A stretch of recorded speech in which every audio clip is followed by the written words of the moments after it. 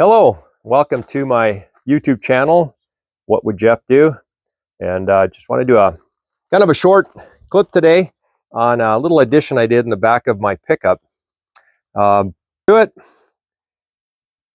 I don't really like my receiver hitchers rolling all over the back of your vehicle.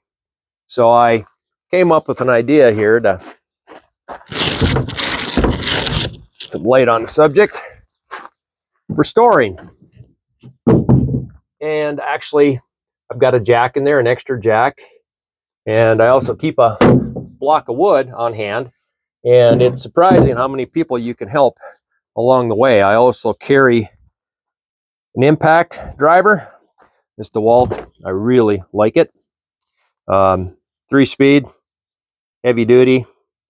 There's the model number of that. Little air compressor, slime, plugs into your cigarette lighter. Some cement. Tools for changing or putting plugs in your tires, and 2 different size plugs.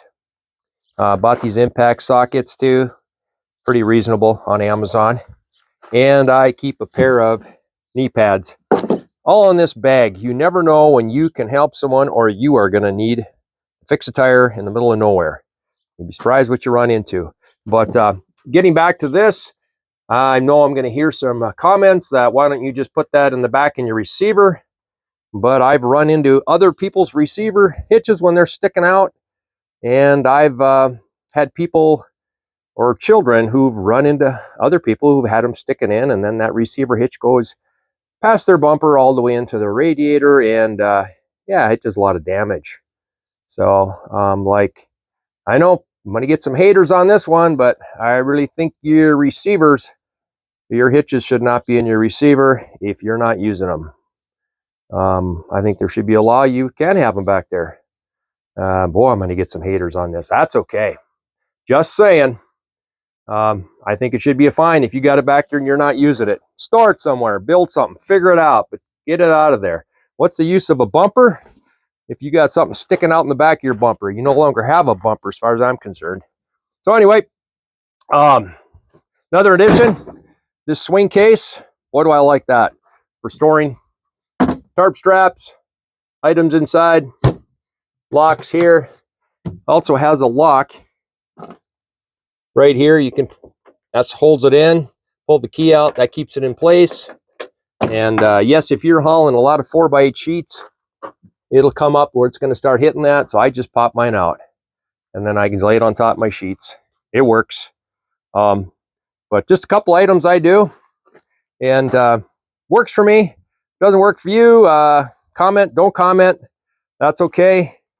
But this is what I do. But I just mainly wanted to just show how these are stored. One thing I did add to this case is when it came back and hit, it kind of wiggled. So I added a piece of foam that I cut out. So as it latches, it hits this foam solid and really keeps this whole thing from jiggling and wiggling. This bracket here was actually part of the case. So I just added a piece of tubing with a bracket bolted on. That sets behind, and that also sets right in. I didn't even have to do anything where this one sets. That's actually how that's made. So that worked out pretty good. I have another one of these jacks that actually is a 2-to-1, and it actually has a bigger head on it. Those are kind of nice. They go up and down a lot faster. My other one did not have a nut welded on it or a nut on it. It had a system for a crank. So I actually took it apart and welded a nut on the other one. This one does have a nut, and it actually is one of the sizes in my case here. So anyway, I just wanted to share what I do and what works for me. All right. Thanks and I hope you enjoyed this. Send your comments and tell me what you like, don't like, and I know I'm going to hear all kinds. All right. Thanks again.